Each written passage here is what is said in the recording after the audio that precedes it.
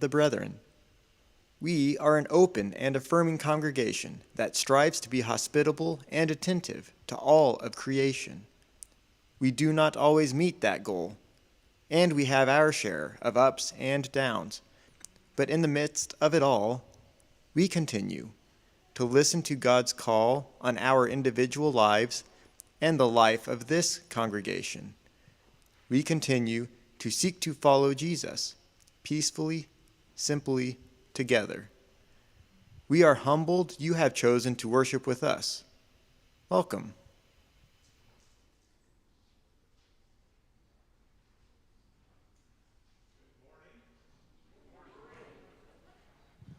Good morning. And welcome to all of you on Channel 13, those of you who are watching us streaming, and a special good morning to those of you at the Cedars. What a beautiful morning. Wow, this is wonderful. So I'm going to ask you to do something a little different today. I'm going to ask you to stand up and greet each other and say one thing that you really enjoyed or were excited about from last week.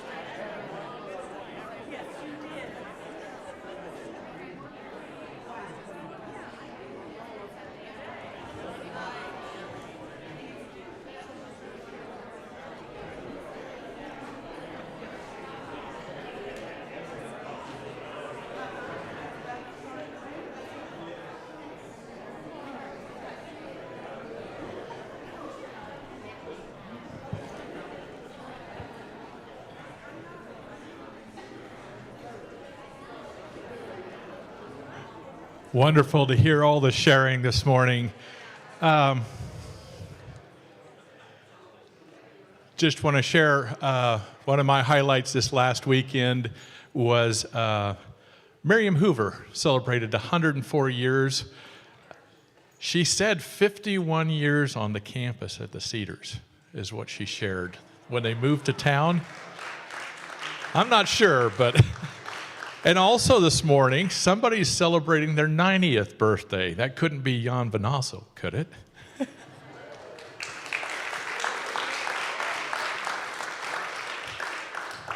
Joys and concerns that you would like to share?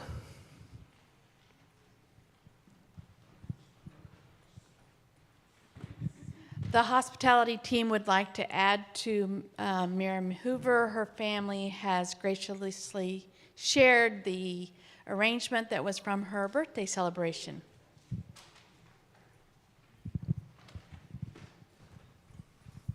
I'd like to introduce my friend Tricia Hartshorn. Tricia and I have worked for the past 8 years together in academic affairs at McPherson College, where she is the registrar. So, welcome, Tricia.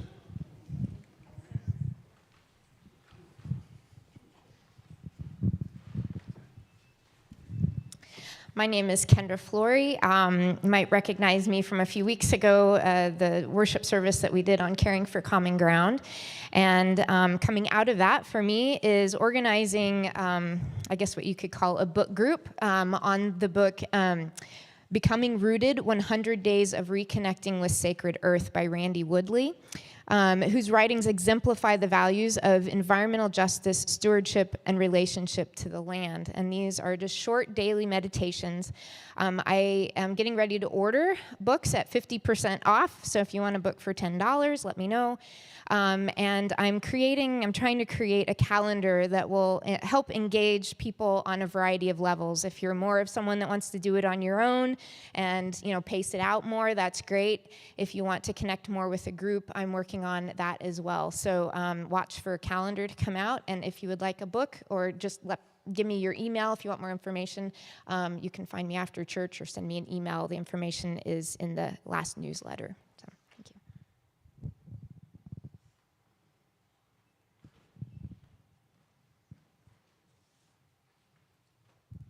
Good morning, Becky Snell for the choir, making another announcement. Choir is going to start on the 14th, so not this Wednesday. We'll wait a week because I guess there's a lot of people out camping this next week or something. So, I don't know. But either way, choir is starting on the 14th, and there's going to be an email coming out to current choir members with the current schedule. If you are interested in singing with us, any level of ability is welcome. Please let me know, and I'll get that schedule to you so that you can plan your fall all the way up through Christmas. All right.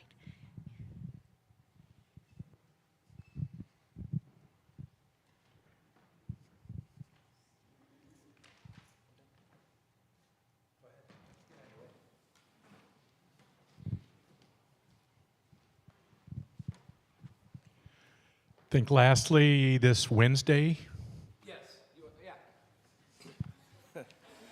Well, the reason why it's kind of escaped me to think about that, because in about an hour and a half, I will be going on sabbatical.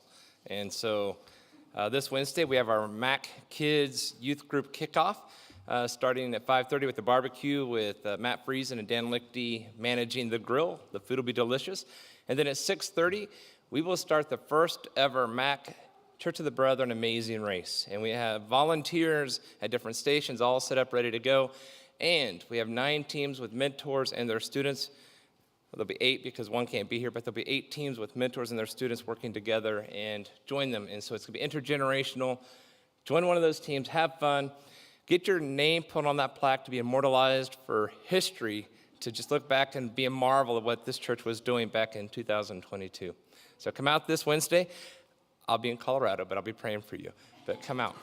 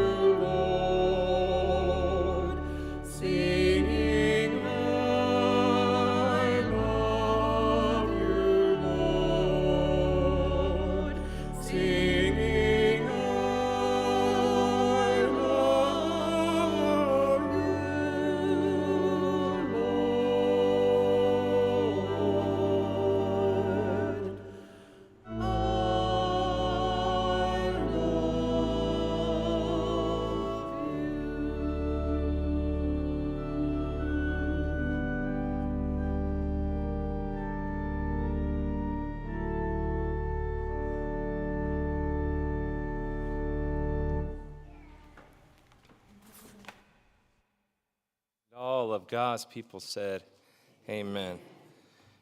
I'm a firm believer, as I've shared before, that sometimes we just need to sing as a congregation, and that's enough worship. And when you have music like that and gifts like that to lift us into the divine, anything we do or I do specifically after this just pales in comparison. Thank you for blessing us. And Becky, I know you said of all abilities. What about of all inabilities? Well, it'll be joyful. It'll be joyful. I failed to mention that we have a few guests with us, and I'm not going to name them specifically. I'll let you figure that out after worship. But as part of our new idea of yoking with the district, there are folks here from the Wichita First Church of the Brethren, specifically a family that have students, and it was their idea to do this. And so our youth groups are working together. So after worship, I invite you to find them, introduce yourselves, welcome them, and thank them for making this trip down. And then next month, we will take a group of students to the Wichita First Church and celebrate Communion Day with them and have a meal. And Alan's got some great things planned. So our opening psalm, our call to worship, really. Psalm 139, 1 through 6, and verses 13 through 18. You have searched me, Lord, and you know me. You know when I sit and when I rise. You perceive my thoughts from afar. You discern my going out and my lying down.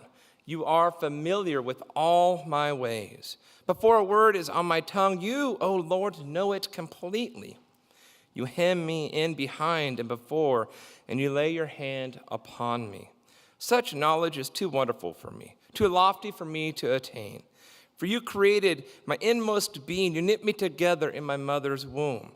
I praise you because I am fearfully and wonderfully made. Your works are wonderful. I know that full well. My frame was not hidden from you when I was made in the secret place, when I was woven together in the depths of the earth. Your eyes saw my unformed body. All the days ordained for me were written in your book before one of them even came to be. How precious to me are your thoughts, O God. How vast is the sum of them. Were I to count them, they would outnumber the grains of sand. When I awake, I am still with you. Please rise and let us sing together this powerful hymn.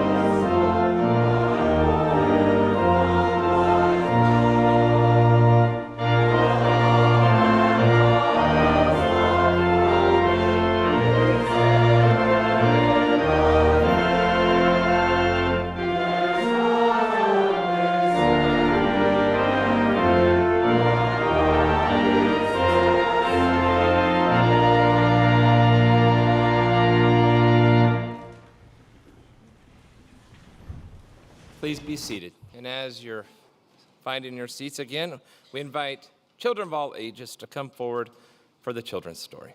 And I will sit with you, but we will have a blessing from the screen.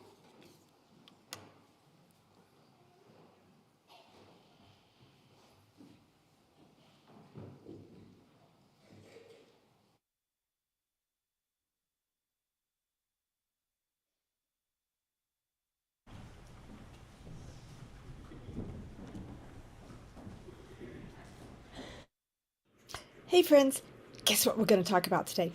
Puppies. How many of you love puppies? Oh, I love puppies. They are so cute. I got my first puppy when I was probably about 5 or 6 years old. My mom and dad got it for me for my birthday. I was so excited. You know, back in those days when I was about your age, I didn't think about all the cost that come with raising a puppy. Not just cost with money, but also cost with time. It takes a lot of time to raise a puppy. So now that I was an adult, I was going to get a puppy. And I got to thinking about all the money that I would spend on food after I got the puppy. Doctor bills, shots, toys, training, and not just the money, but a lot of time goes into training a dog. You have to teach it how to sit, and stand, and stay, and walk on a leash. And puppies get pretty excited. It takes a lot of time and a lot of patience. But you know what? I decided that the cost of the time and the money was definitely worth it. I got a puppy 5 years ago. This is Bo. He came to our house. He was a yellow little fuzzball. He came when he was about 6 weeks old. I spent a lot of time, a lot of nights getting up in the middle of the night to take him to the bathroom outside. We spent a long time learning how to walk on a leash and to be calm. We're still working on that, though. He's not always calm when he sees kids. He loves kids. But I took Bo and I worked with him. Sometimes maybe I thought, maybe just we won't go to class tonight. Nope. We always went to class. And we learned a lot of things. Was there a cost to it? Yes. Yes, there was a cost for the class, and there was a cost for the time that I took to train him. You know what? I even got a black eye. That was a big cost. One day, Bo was supposed to go through the hula hoop. He jumped way up over the hula hoop, landed on my glasses. The glasses went flying. I got a black eye. It was a little embarrassing when I had to go to school the next day and the kids said, "Mrs. Wagner, what happened to your eye?" So it became kind of a joke. But through it all, it has definitely been worth the cost because Bo is a wonderful dog and I love him very much. And guess what we get to do now? We get to do dog agility. With all the training that we took, he jumps over hoops, he goes up and down teeter-totters, he goes through tunnels, he goes through big A-frames. Definitely worth the cost. When it's something you love, something that you're willing to give things up for, it is worth the cost.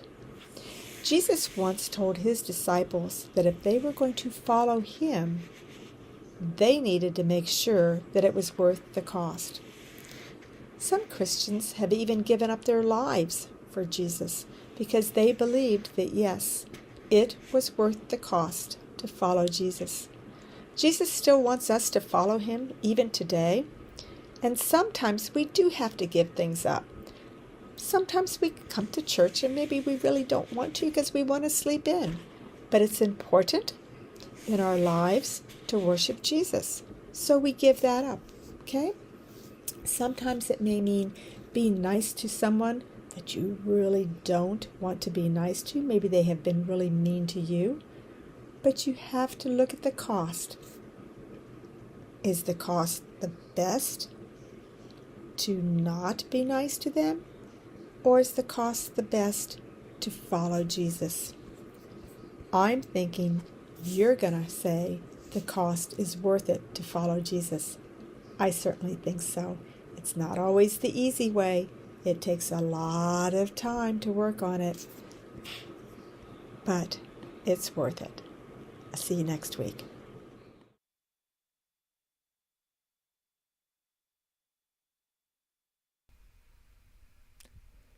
Thank you for your continued financial donations. You may give online at macbrethren.org.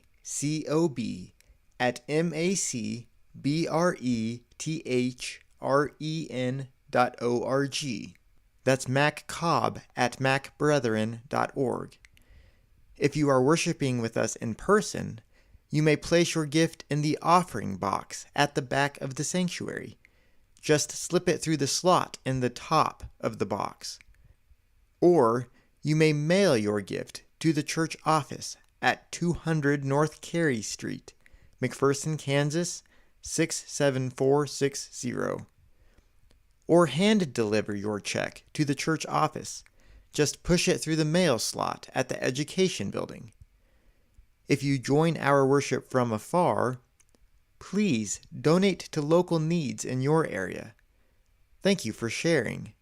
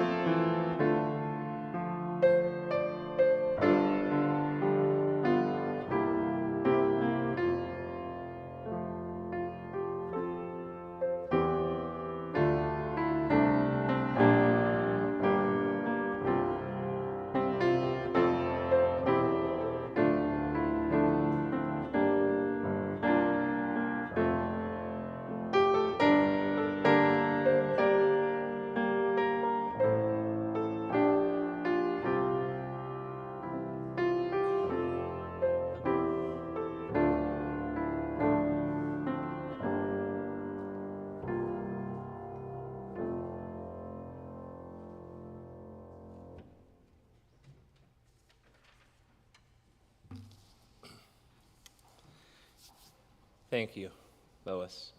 And while Lois was playing, I hope you had a chance to read the questions and to sort of meditate on those questions as the music sort of wrapped up into the grace and the power. So, our scripture focus this morning comes from the Gospel of Luke, Luke 14, 25 through 33. The cost of being a disciple. Large crowds were traveling with Jesus, and turning to them, he said, "If anyone comes to me and does not hate father and mother, wife and children, brothers and sisters, yes, even their own life, such a person cannot be my disciple. And whoever does not carry their cross and follow me cannot be my disciple. Suppose one of you wants to build a tower. Won't you first sit down and estimate the cost to see if you have enough money to complete it? For if you lay the foundation and are not able to finish it, everyone who sees it will ridicule you, saying, 'This person began to build and wasn't able to finish.' Or suppose a king is about to go to war against another king. Won't he first sit down and consider whether he is able with 10,000 men to oppose the one coming against him with 20,000? If he is not able, he will send a delegation while the other is still a long way off and will ask for terms of peace. In the same way, those of you who do not give up everything you have cannot be my disciple. Before I begin this morning, I want to invite you to remain open to those moments of unexpected grace that come on Friday evenings when you least expect it. When a visitor from out of town whom you've never really met, but you've heard stories about, invites you to sit down and fellowship and hear their story. To me, those are dripping with God's grace. And so always remain open to that. I had one this past weekend, and it absolutely blessed my soul. And I pray that Tim was also feeling the same way after our conversation. How many of you enjoy cartoons? Any cartoon fans out there? Yeah? What I really, really love about cartoons is they can be absolutely ridiculous, and we don't even think twice about just how odd and impossible the scenes are that they're creating. And one of the scenes I had growing up, and I'm older, much older than I used to be, of course, and so my memory is beginning to fade, but I used to have this memory, and maybe it was Goofy on Disney, I can't recall that, but the scenes I have is that they were going on a trip, and Goofy would inevitably be given the chore of carrying everybody's luggage. And they would all pile their luggage upon Goofy. And as he begins to put his arms out there, eventually he finds himself with this tower of luggage before him, and he can't see anything. He has no idea where he's going. He's tiptoeing, trying really hard to not miss the car or the vehicle or wherever he's taking the luggage. He has become the conveyor belt at the airport that just takes your luggage to a storage place, right? And as he's walking along, the image that always comes to mind is he's hoping and praying he doesn't fall. So what comes out of the blue? A banana peel. Somehow a banana peel ends up right as he's getting ready to step, and he slips and he falls, and the luggage goes everywhere. And Goofy, who has always been my favorite Disney character, finds himself disgusted, sad, forlorn, and ready to just give up. But he does it because he's Goofy, and maybe that's why I've always enjoyed him. But two things about that. One, the image is seared in my memory, and it lends me to ask the question, why do we allow ourselves to get so overwhelmed with stuff before we take on a task? And we'll get into that a little later. And the other one is, I used to try the banana peel thing with my sister. It never worked. She never fell. And so I think the cartoons really aren't true. No, Daniel and Raina, you may not try this at home. But back to feeling overwhelmed. How many of us have felt overwhelmed before? We feel like we've taken on too much. Our arms are full. We're barely managing to stumble across the sidewalk, praying, hoping we avoid any kind of bump, banana peel, scrambling child, or Bo, the rambunctious dog, knowing that just that little bit of a bump will lead to a mess. We've all felt that way at different times in our lives, am I right? I mean, we have good intentions. We always have good intentions, and we always want to do what others ask of us because we want to be good people, and something in our psyche tells us that saying yes, always saying yes, is such a good thing, that we're helping somebody, we're doing our duty.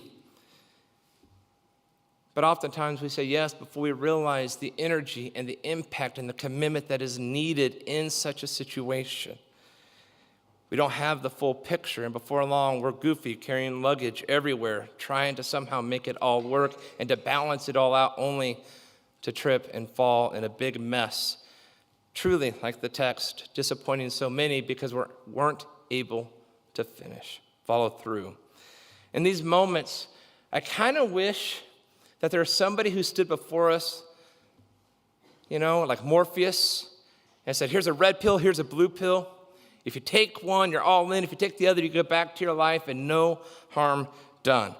But the thing about that scene that still troubles me, there's no way to know what you're getting into. You're just given two pills, and you're told that if you take the red pill, liberation, freedom, new hope, new beginning, everything's good. The blue pill, back to your mundane existence.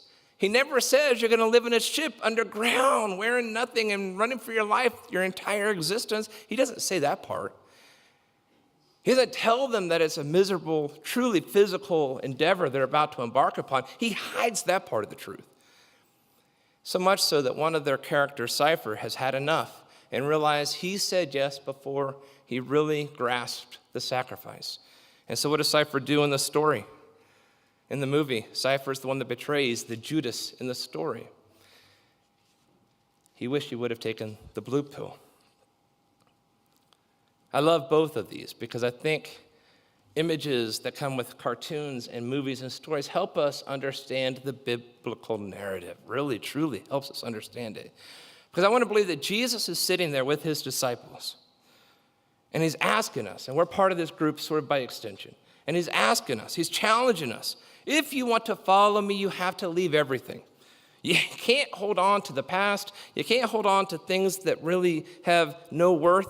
You have to give it all up and come and follow me. And that's why I wrote, what on earth, Jesus? Because I want to ask him, what are you talking about? Because the text, if you read the text, it says you have to hate mother and father and siblings and those closest to you. And I don't want to believe Jesus is being literal. I don't think Jesus is being literal. But I believe what Jesus is saying, you have to be willing to make a choice, and you have to go all in, and you have to understand that before you say yes.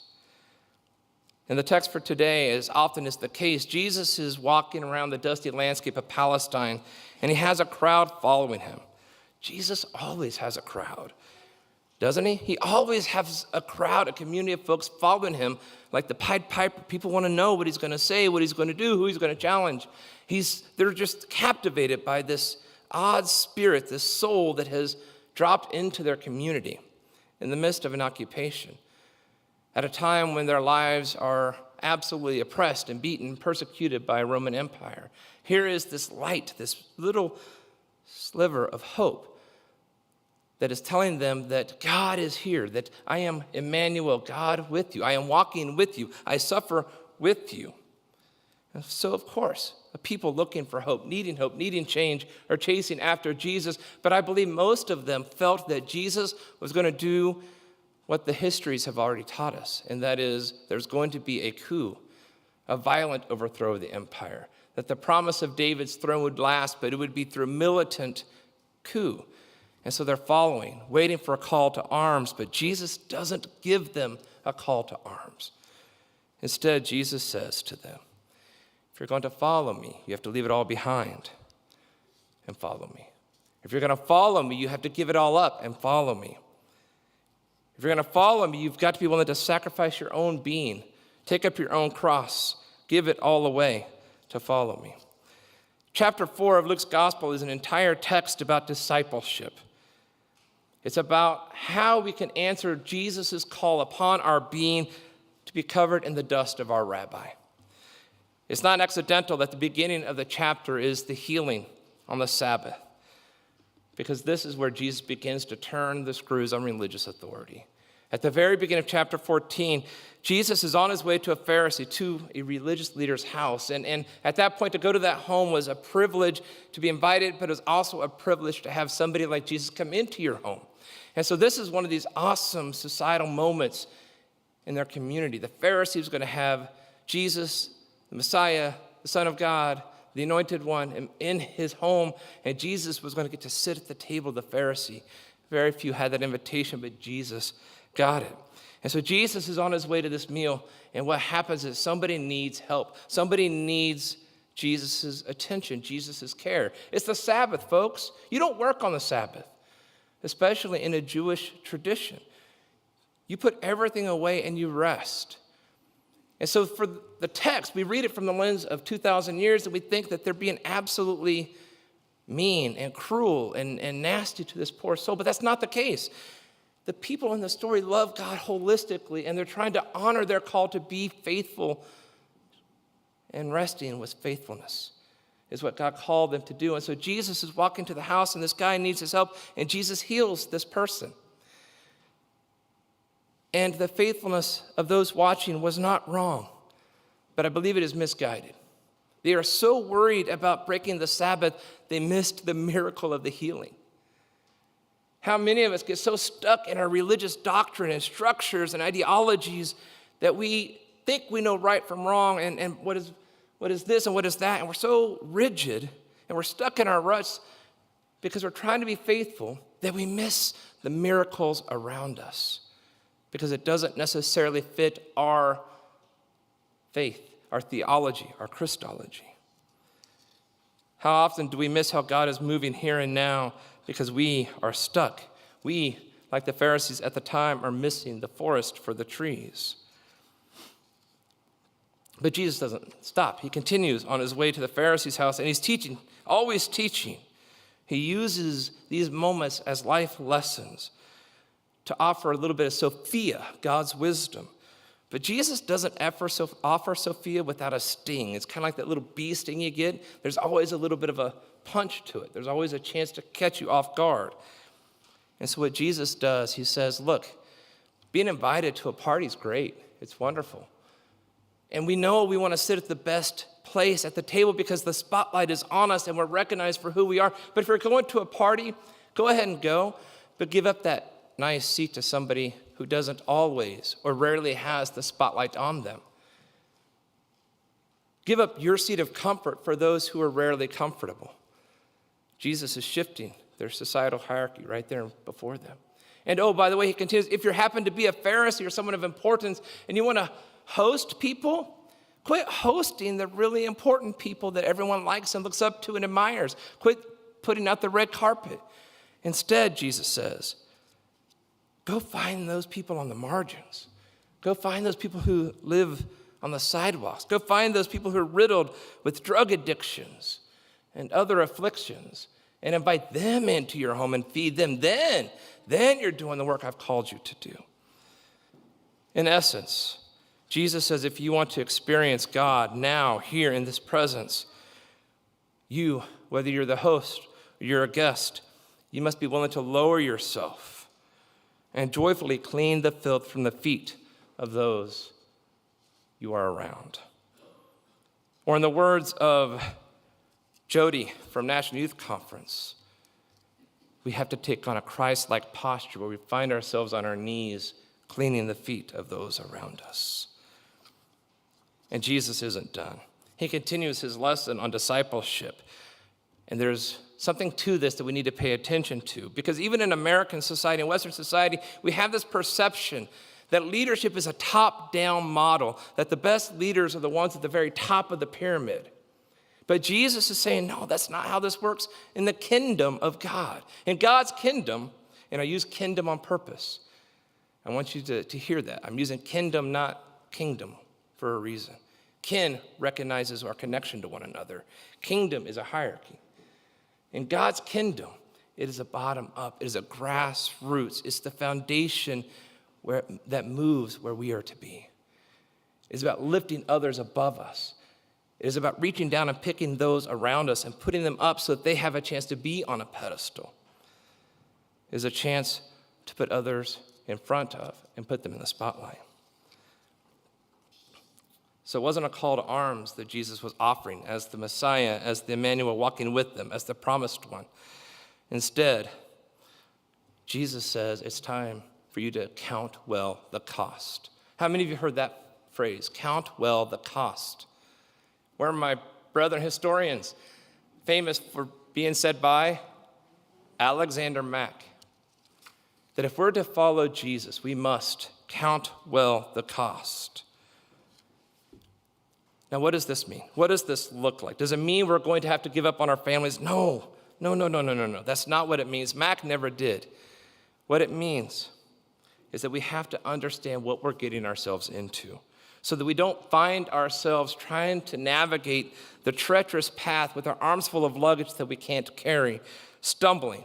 So we don't find ourselves like Cypher from the Matrix, wanting to give up, preferring the other pill, hoping to have been liberated from whatever it is we're called upon. No, Jesus is saying to us, look, if you're going to do this, I want you to go all in, but I want you to be aware of what's coming. And that is this: whatever I experience, you will experience. Whatever happens to me is going to happen to you. So family may, in fact, turn against you because you're choosing a path they're not aware of, they're not familiar with. Your friends may turn against you because they're not recognizing the person you're becoming. You have to recognize this is the path. And if you can't, that's fine. Jesus is saying there's no judgment. There's nothing in this that says Jesus judged them harshly for not. It was simply an invitation to be awareness of what the path ahead was about. And at the core of this, and this is the most amazing piece, is an invitation to abundant living, an invitation to abundant life. And that is something the world simply will not ever understand, because to choose radical discipleship means we chase love instead of hate. To choose radical discipleship means we create peace instead of war. To choose radical discipleship means we're opening doors for others instead of closing them. To choose radical discipleship means we push the chair back at our tables instead of leaning it against the table, saving seats for the most exceptional. Radical discipleship calls us to live simply so that others might simply live. Radical discipleship challenges us to care for creation, because to do so is an act of divine justice. Radical discipleship is an invitation to inclusion, full inclusion, of diversity, of different ideologies, different faiths, different walks of life, and coming together at a great table that is wrapped up, immersed, and saturated with God's grace. That is the path that Jesus is calling us to. And if we're not willing to do that, we need to say so, because the damage we can cause not just to ourselves, but to others. The expectation is those who follow Jesus will look like Jesus, believe like Jesus, act like Jesus, and oh yeah, welcome and love like Jesus. But here is the benefit, as Barb alluded to, why it's well worth the cost to be a radical disciple. Because at that table we create, God is there. Because all those persons we meet, even the ones we often overlook or ignored, God is there. Because when we choose love instead of hate, God is there. When we seek peace instead of war, reconciliation instead of more violence, God is there. And when we open doors for any and everyone to sit with us, it is God who we meet at those open doors. And when we choose to strongly care for creation, ensure that generations have a beautiful planet to live on, God will meet us in the work as we choose to continue to live simply so that others might simply live. Why should we choose radical discipleship? Because it leads to radical love and abundant life. And isn't an abundant life, a full life, something we're all seeking anyway? Isn't that what we all desire? Even if it means we have to give up a little to gain more of the divine. Sisters and brothers, Goofy slipped and fell because he didn't understand all that he was taking on. And as we watched this scene many times, we might have cringed or even laughed at his falling. Cypher from Matrix betrayed those closest to him because the way to real truth was simply too painful and too costly for him. Neither planned very well, and their stories ended poorly. But the way of Jesus, the way of Alexander Mack, is the way that invites us to count well the cost before we jump into what we're saying yes to. It will not, as Barb said, be easy to follow Jesus, but it is great.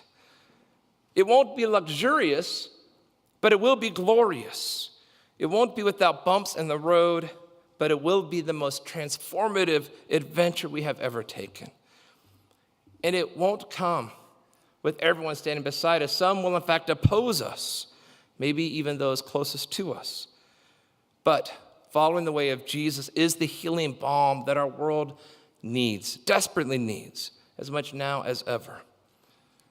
So, sisters and brothers, may we have the courage to say yes to Jesus' call to follow him and to be covered in the dust of our rabbi. And may we have the wisdom to avoid arms so full of luggage that we trip and make a mess of everything. And may we have the faith and the love to embrace every single person we meet with our arms now empty, ready to embrace. Amen.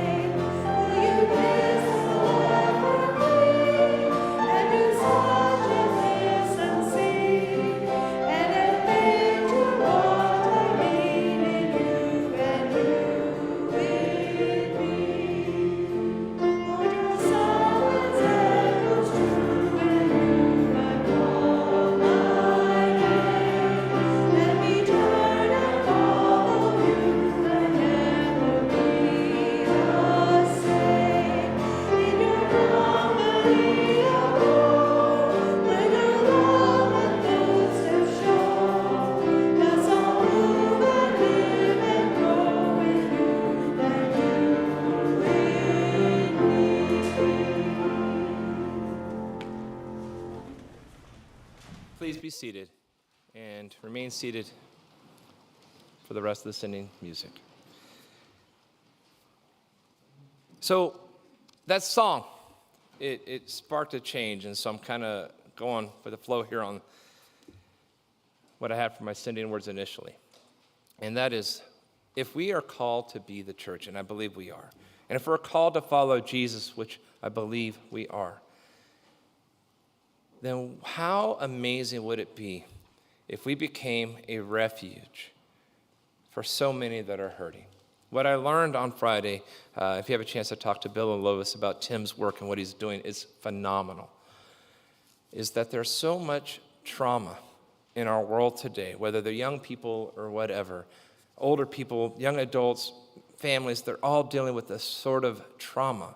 And this trauma is debilitating and harming and scarring.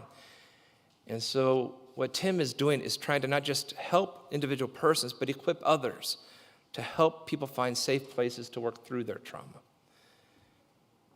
Why can't the church be one of those safe places?